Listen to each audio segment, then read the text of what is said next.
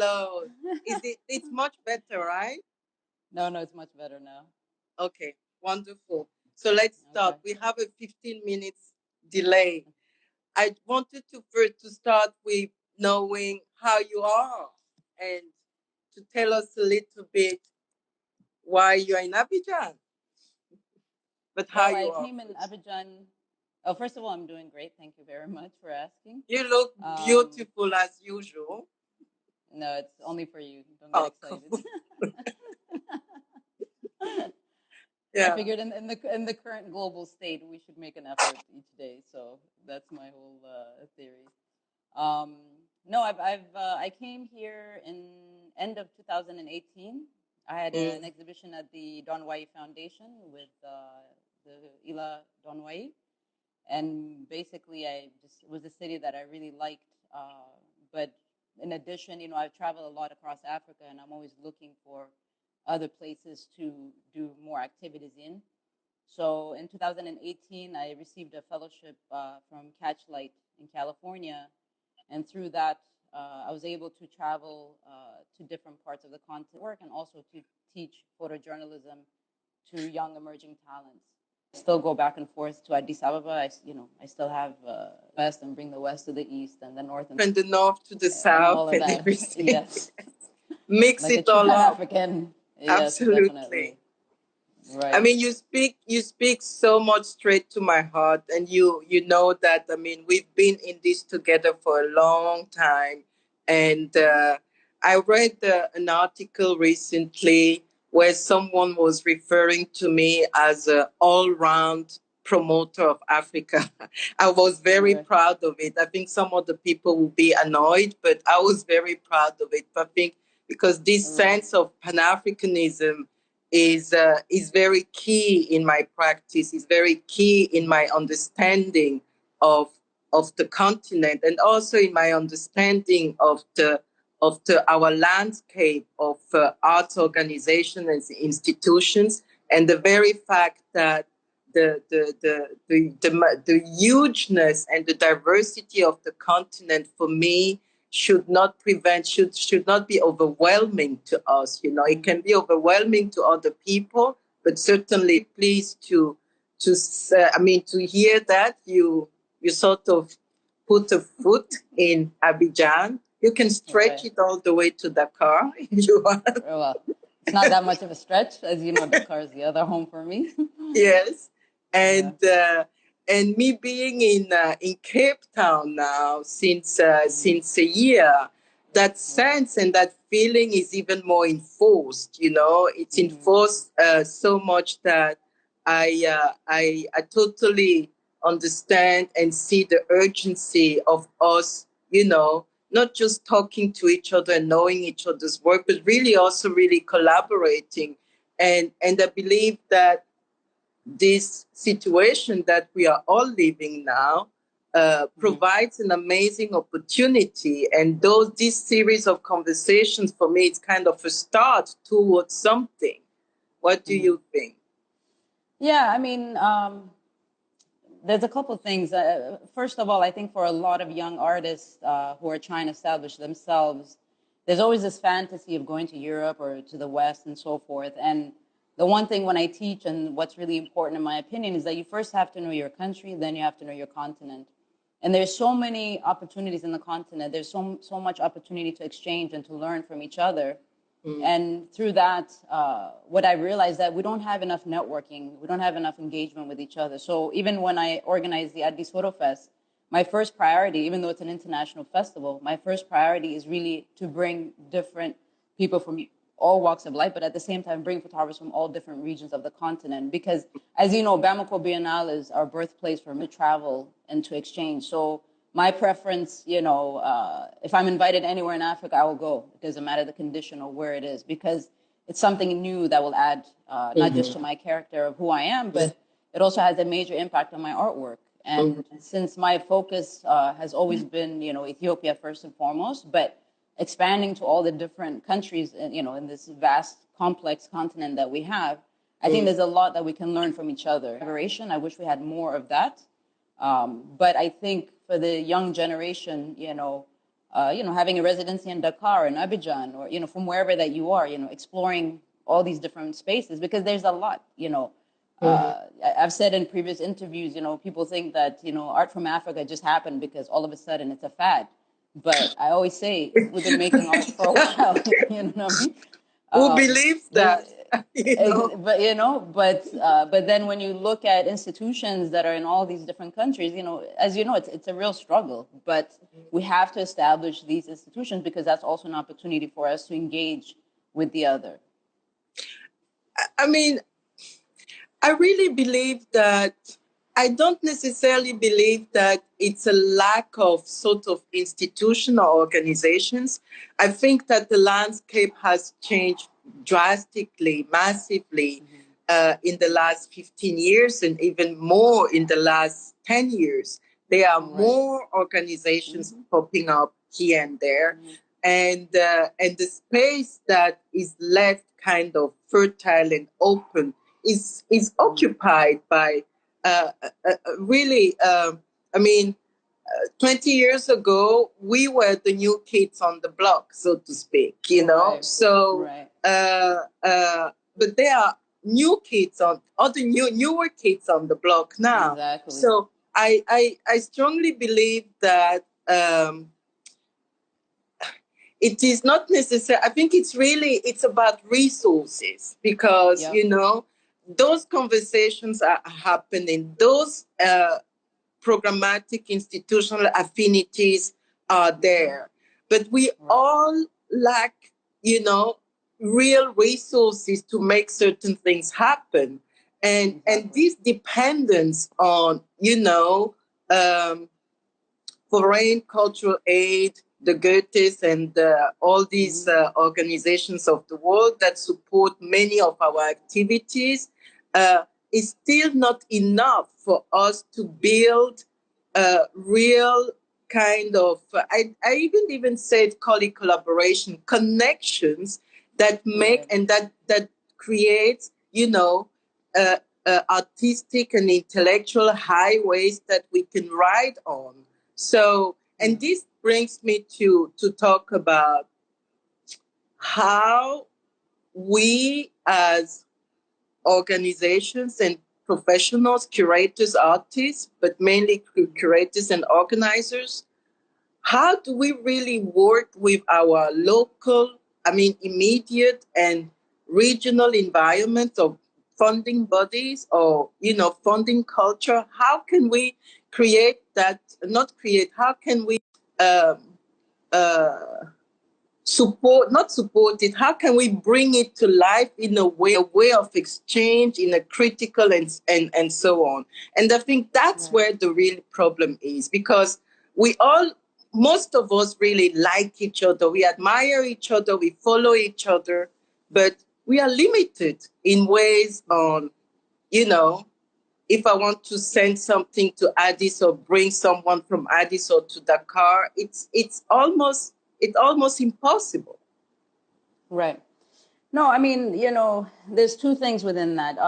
The first is I think our governments need to have some sort of accountability in this. And right now, when you look at the art market, there's a big push, there's a big interest for Africa. But our governments don't even recognize who we really are. What is our contribution, not only to our own people, but to the global perspective on who we are as Africans. And especially when you speak about contemporary art, there's a big disconnect between our governments and the artists. And for me, this is a process of education. So when I speak about education, it's not just a textbook education and so forth, but I think for those of us that are able to do it, we have to educate our own governments and show them the value of that. And I don't know if you've seen this research done by, and I always talk about this, there was this research done by Ernst & Young looking at the creative sector globally, and then looking at the creative sector for Africa and the Middle East. It's a $34 billion industry, and that's the formal industry. We're not even talking about the informal stuff that's been documented. So there is an opportunity here, but this requires our businesses understanding why they need to be investments. This requires our government understanding, and this also requires that the artists are also organizing themselves and pushing this agenda forward. And the strangest thing for me is that, as you know, a majority of the funding does not come from our own people. A majority of the funding comes from the international community. And there is a slight issue within that, because sometimes you have to follow an agenda by the funder, or you have to follow a political agenda they're trying to implement. And these are the things that I don't agree with. But in the end, we are not poor in Africa. There is money, you know. But now Of course. the biggest challenge, Of course there is but money. but the biggest challenge is that how we have to make that effort of creating that connection. So it's not just a connection with the audience, but we have to look at all the stakeholders that we have, you know. So for me, the Addis Foto Fest, you know, it's a very difficult event to organize. It's financially, you know, I think that, you know, it's not for everybody, as you know, but at the end of the day, I presented at the AU, you know, I've done all the political routes, but it's still a battle that we have to push forward, you know. And to me, culture is part of development, you know. Sometimes there's this perception that creativity or art, you know, is just this, you know, fancy thing, but no, it has to be part of the development agenda. Absolutely. Absolutely. I also believe that there is another point that it's really bothers me a lot. There is the sense of internationalism on the continent is usually understood as everything that is outside of Africa. Whereas we have our own, we can develop and nurture our own internationalism. And I strongly believe that there is a strong nationalistic culture in a lot of cultural policies in our countries. So conceiving of projects, I mean, let's say exhibitions or even structural major events is usually conceived from such a strong nationalistic stance that those bodies, government bodies or even corporate that support it, they never see beyond their own nation. They don't see the value of supporting a program that travels through multiple countries on the continent, you know. And I think that is also a kind of a hangover of colonialism, of course, because we all that time this division to see the continent as a divisive place continues to act and believe like that. Right. No, but in that, you know, when you were talking about nationalism, I was on a panel like in 2011 to present to the Prime Minister Malles at that time. And what was interesting is that I understood then that the government did not understand what art was. You know what I mean? For them, art is, you know, artisans. There's nothing wrong with that. You know, artisans, the dance, the food, and so forth. But we are in the future. And since we're in the future, there has to be an understanding of the role of art. And for me, the way that I defined it is that, for me, art is, you know, obviously the artisans play a major role. You have art for advocacy, and then you have art for self-expression.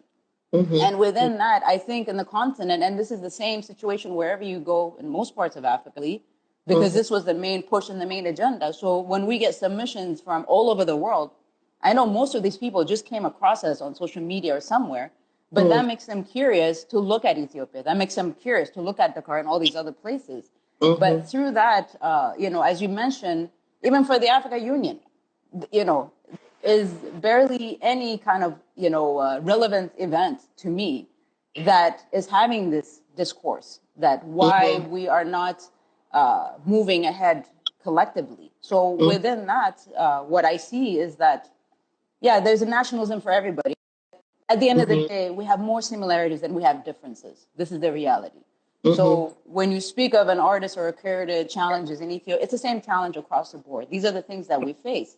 But we don't have a network where, you know, it's about building strategies. It's about, even for young curators and young artists, to really understand the business side of this industry. Meaning, you know, you want to organize something, but there isn't an educational component that supports you in order for you to succeed within that.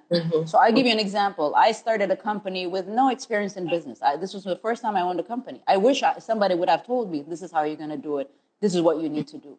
And this is where the educational system, when you go to every art school across Africa, the key question is that, are these artists prepared for the market? Are they prepared to have the continental conversation? Because the fantasy is always gallery or an American gallery, and that's not it. You know. Yeah.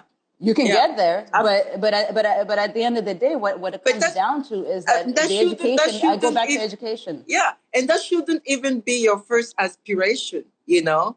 Exactly. So, and I mean, if it happens, fine, it is great. But your first aspiration should really be your region, your continent, and so on. So, and I really believe that I get internally really enraged, you know, when I hear that, well, the art that we present in those organizations that we establish and that we work with has to be explained to the people because people are not connected to art. And then at the same time, I know the richness, the wealth of our culture and of our art. So, and when you think that line of thought further, then you ask yourself, when did the disconnect happen? Because we all come from cultures and societies that have produced amazing aesthetic lexicon and amazing intellectual concepts of life. So where did the disconnect happen that we are no more connected, so-called, to the people? I don't know how to deal with that. So, I mean, as I said, this is my path. It's not everybody's path, but to me, my ultimate goal was that I wanted to create work that you have to remember, because I speak English like this, because I was Western educated, my family, you know, the root of my family, we're still farmers. My ultimate goal was to create art that anyone with this European style of art, which some of it I really don't understand. Just the fact that I came back home, came years there, and this is what came out of me. And for a lot of the artists, the focus is transmission, you know? So if you have to educate, if you have to explain, if you have to inspire, you know, my main challenge to most artists in Africa is, do you teach anybody? You know, even if you teach one person, that has relevance in it, you know? So when I organized the Addis Foto Fest, initially I started by teaching photographers. Then I realized it wasn't just about teaching photographers. I needed to teach the community of what this full spectrum of photography was from around the world in Africa. And through that engagement of engaging the audience and getting them to come, I'm not interested in the expats or anybody else coming to the show. Our main focus has always been Ethiopians. Our main focus has always been, there's even a target market that we look for. Under 35 is the audience that we are interested in. And so when we look at our openings, the opening is filled with all these young people. And then what we do is we come back like the next day after, because, you know, the opening is always the exciting part and all this other stuff. So we come back the next day just to see, you know, who is there. And it's so fascinating that the everyday person is coming in, some people for the first time, coming into spaces to look at art. Yeah, particularly photography. So, particularly photography speaks a lot. Yeah. Exactly. But within that, you know, what I try to encourage is that, you know, at the end of the day, I think for everyone, you know, you have to question, what is your legacy? You understand? So your legacy is what you transmit. You know, we have this thing in our culture. It's what you transmit to the next person. That is your legacy. Not how much money you have in your account or what fancy car you drive. It's not that. But you have to transmit to the next generation. Absolutely. You know? And this is what I believe in, you know. Yeah. But through that, I have seen all the challenges within it.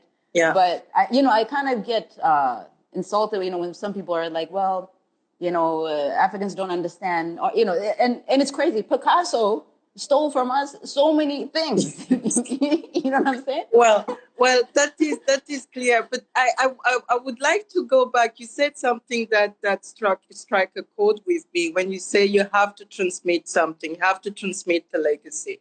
You know, I always say that I am not a curator. I am not even really an exhibition maker. I'm an institution builder, because I want to work beyond the idea of a project, you know. I want to, Right. I worked all my life to build structures that have permanence, you know, and that Right. don't necessarily have ephemeral. So, and this is enforced by, you know, what we leave behind, and even not even thinking about that.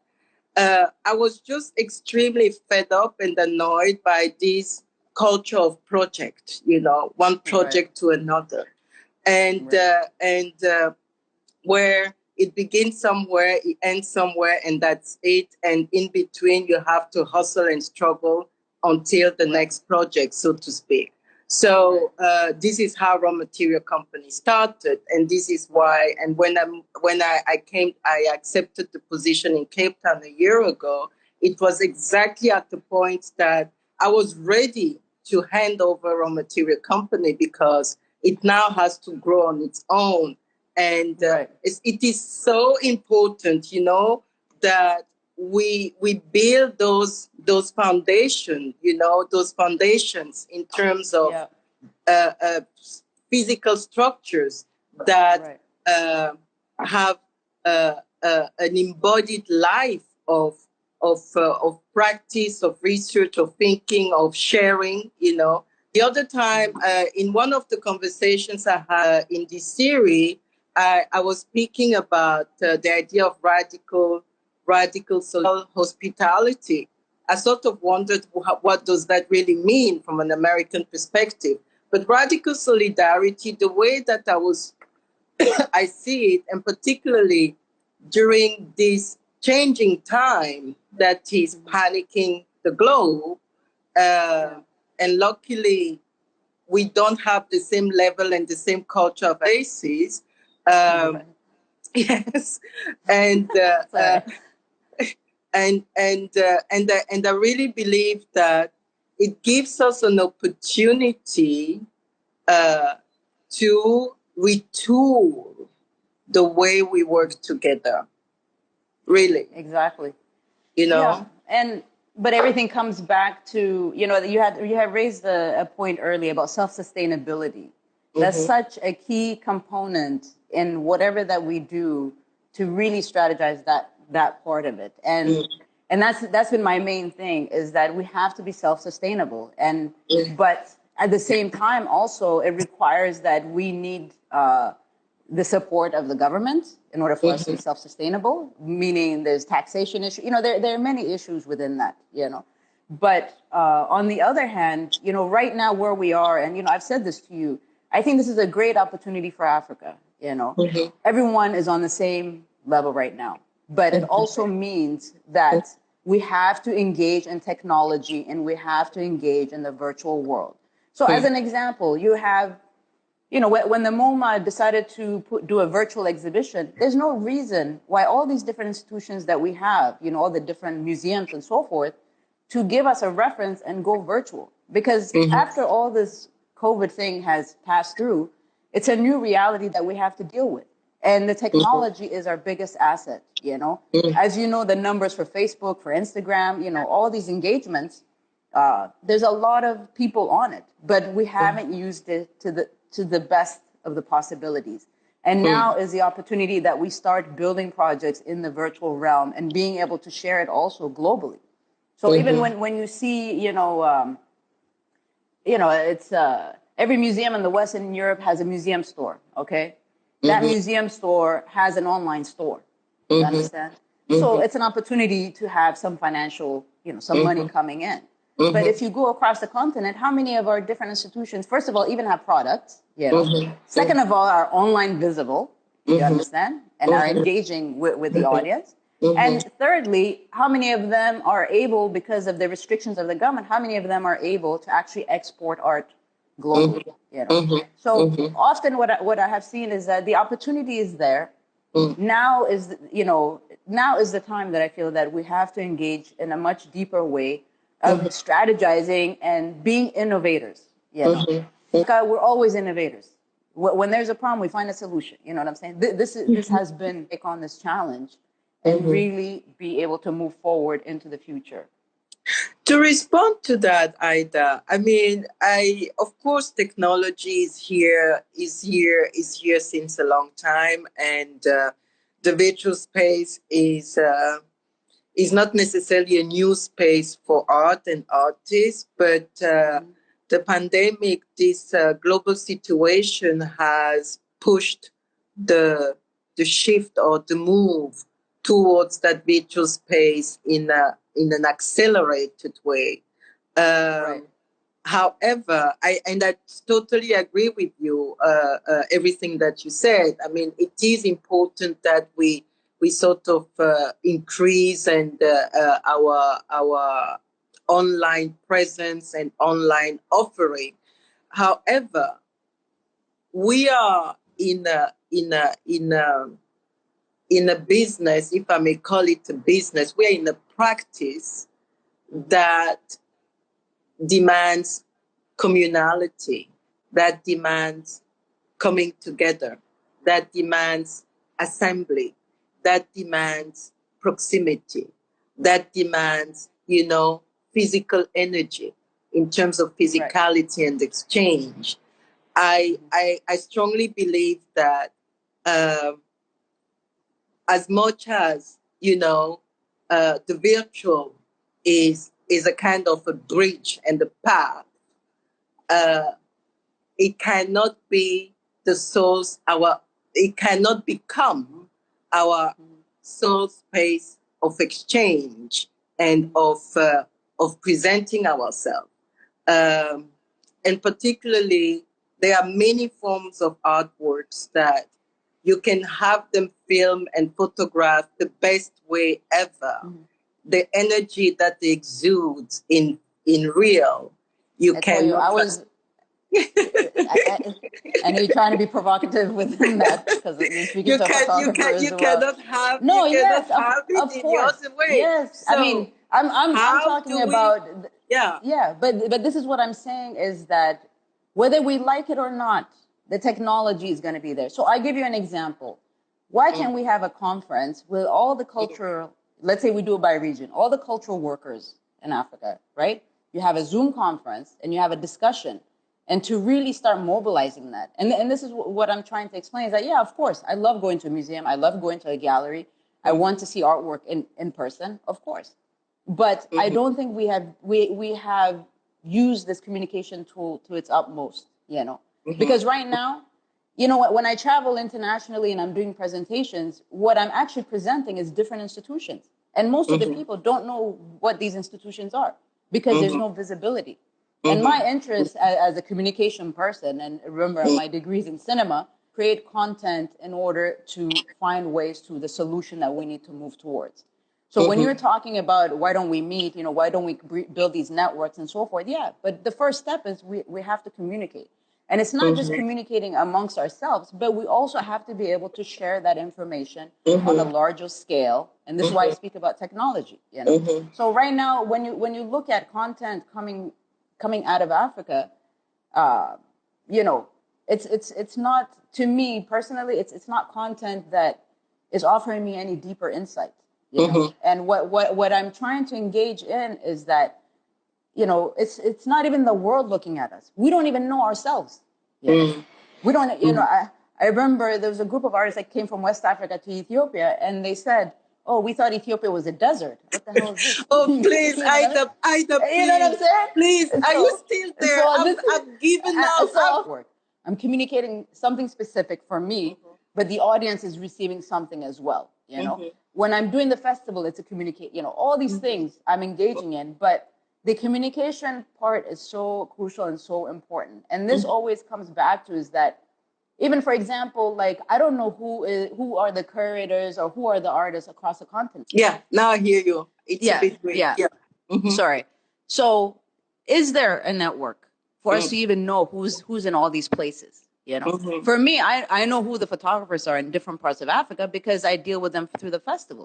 But I don't know who's doing what in every place. There's places that but we have to do the work almost from scratch almost Without from a doubt. a daily basis. But at the same time, I'm totally against this idea that we are always beginning from scratch. That is so not real. It is the No. structures that we live in, and it's also this weird, and I hate this word, post-independent structures that we have that make us feel like we have to start everything from scratch. Because the legacies, I mean, we are building legacies, but we also inherited legacies, you know? Right. So, and I believe that. But I have a question. I have a question for you, Koyo.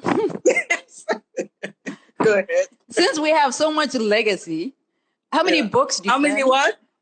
How many books do you find on that legacy? You know, even when you look at what are we teaching even our children of our own legacy? You know what I'm saying? So, for example, I tell you in Ethiopia, like art classes are considered like non-existent. That there's no purpose to them. But there's all these artists, and I'm talking about early childhood development stuff. I'm not talking about once you get to university. But, and this is why I keep emphasizing education in all forms, educating ourselves, educating our community, all these things. And no, we're not starting from scratch, but we need to build a better strategy. That's what it comes down to. And we need to bring together our resources. It is important that with COVID opportunity to get to a level where those policymakers, those people who said that they can lead us and rule us through their policies and political, to get to that level. Because, I mean, I've been doing this since 25 years. Other colleagues have been doing this as just as long. And we still come together to talk about more or less the same kind of issues, which means that things have moved, things have changed, but we are talking to kind of like a deaf wall. So Right.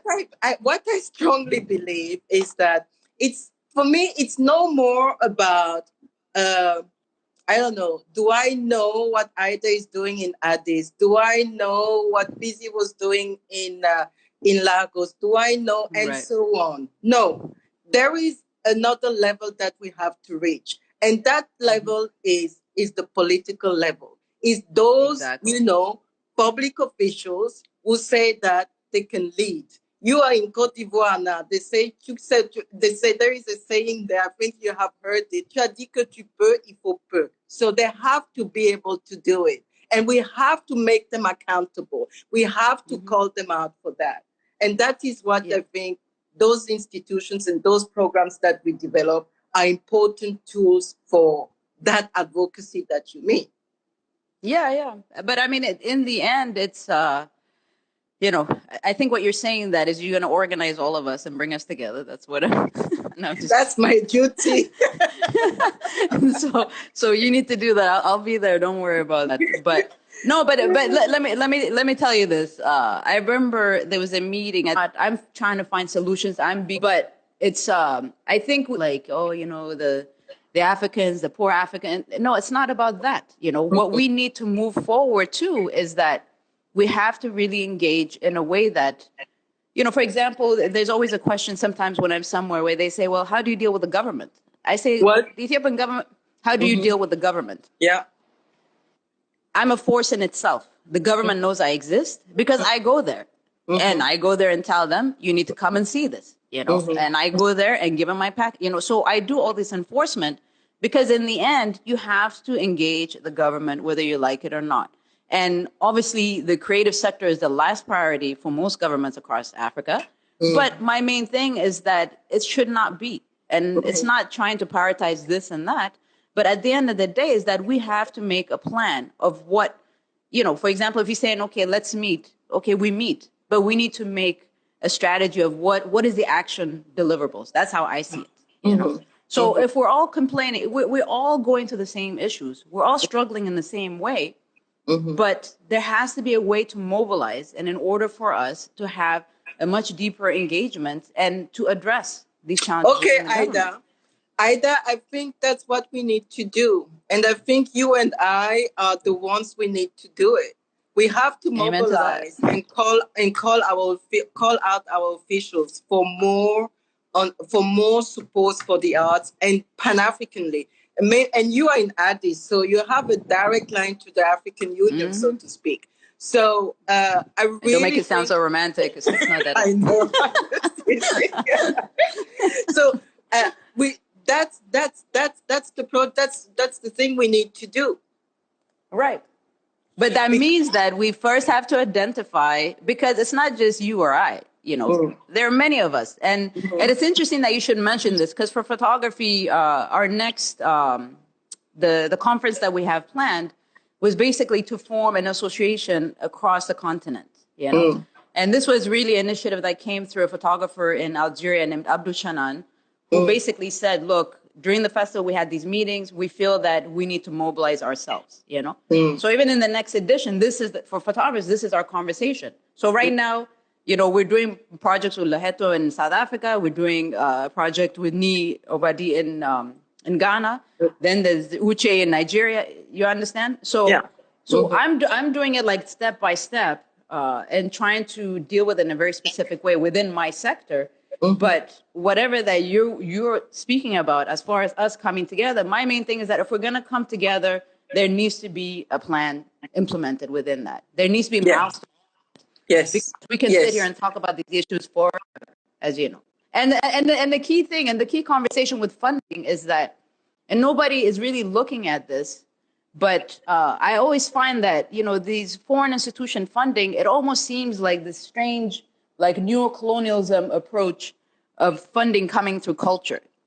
And the value of an artist is not based on who he's rubbing shoulders with and where you're having a drink, and you know what I'm saying? It's not about that. But the unfortunate thing is that this is what happens when our government doesn't realize the importance and the relevance of ourselves, and also when the private sector, which is, instead of buying, big billboards for beer advertisements, you would have more value to instill, because, and when I say coming together, it's not just coming together, because every single 54 countries, or 55 now with South Sudan, every single 55 countries have, insufficient cultural policies. Even Senegal, that I always cite as a model in terms of cultural policies and in terms of, an artistic environment, is that. So what I really believe is also that how did at that level, because at our own levels, in terms, we've done what we needed to do, and we continue doing what we need to do, because it's part of our life, it's part of our DNA, it's part of our everything. Right. But we cannot continue doing it under the conditions that we are doing it. I mean, a lot of people might think that I'm the director of Zeitz MOCAA today and everything is beautiful, everything is fine. But the same structural governance issues, exist within Zeitz MOCAA. And I have an internal battle on a daily basis to make this museum, to turn the ship around. So I really believe that it is a key issue, and this is also one of the things that it's really about making and building institutions, because you and I, we are just passing. But what we leave behind is those structures, is those organizations, those institutions that we build and transmit to another generation. We have 2 minutes left. And I promise that, we can go on forever. I promise that I'll take a few questions, but I only see one. What do you guys think about standards, meaning creating standards for our own continent? Well, that's a very vague question. I don't know how to answer that. Standards for what? Standards, institutional standards, artistic standards, political standards. I don't really understand the question. But I am generally against standards because I think they limit practice, they limit thinking, they limit everything. So it's a kind of a prison most of the time. Yeah. Good. Aïda. No, there are no more questions. I don't see any others. So Koyo, I'm counting on you. I'm counting on you too. No, I'm there. I'm a good soldier. I'm there. So I'm I know. So what I'm so happy. What do you want to insinuate? You're a soldier. I'm a soldier too. So we have to find the general. That's what you suggest. Yes, exactly. I'll give up my general tendencies, and you can be the general. Darling, this was wonderful. Thank you so much. And thank you so much. Let's talk soon again and continue the war, because definitely. we are definitely at war. Definitely. Thank you so much, Koyo. Yeah, lots of love. Bisous, bisous. Enjoy Abidjan. Bye, Thank you. See you soon. Ciao, ciao. Bye. Bye, people. Thank you for listening. Bye, everybody. Bye.